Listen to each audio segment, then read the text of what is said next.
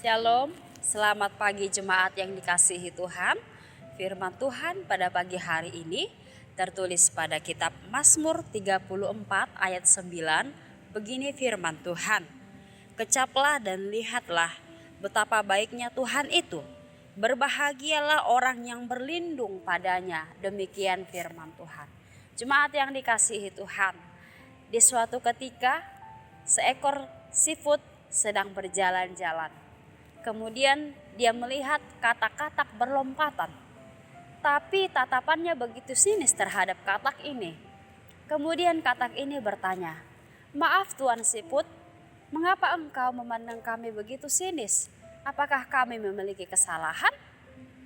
Lalu datanglah seekor siput itu berkata, "Begitu enaknya kalian dengan senang hati bisa melompat ke sana ke sini, tidak membawa beban apapun. Sedangkan aku harus berjalan secara lambat karena aku harus membawa rumahku kemana aku pergi."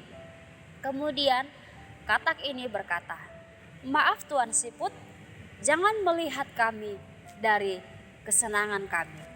Tapi lihatlah begitu banyak sekali hewan yang ingin memburu dan memangsa kami." Tak lama kemudian datanglah seekor elang menghampiri katak dan siput itu. Dan kemudian siput itu bersembunyi di dalam tempurungnya dan katak itu dimangsa oleh elang itu. Dari kisah itu, jemaat yang dikasihi Tuhan, sering sekali kita merasa iri dan membandingkan kebahagiaan kita dengan orang lain.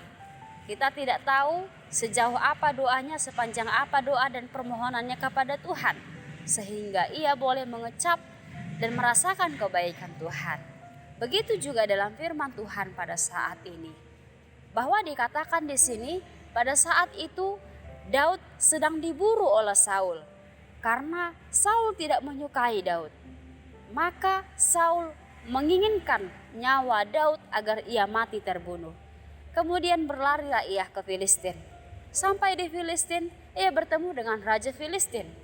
Rupanya Daud ini banyak sekali membunuh pahlawan-pahlawan yang ada di Filistin, sehingga Raja Filistin tetap mengincar nyawanya. Tapi di situasi sengit sekalipun, mata Daud tetap tertuju dan terarah kepada Tuhan.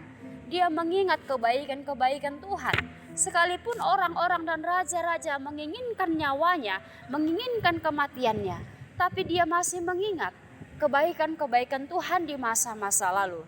Bagaimana Daud bisa mengalahkan Goliat yang begitu besar? Dia tetap berpengharapan kepada Tuhan. Matanya tetap tertuju kepada kebaikan Tuhan. Oleh sebab itu, dia berlindung dan dia menyerukan nama Tuhan di dalam kehidupannya. Ketika dia berseru dan dia berlindung, dia bersimpuh kepada Tuhan. Lihatlah apa yang ia dapatkan.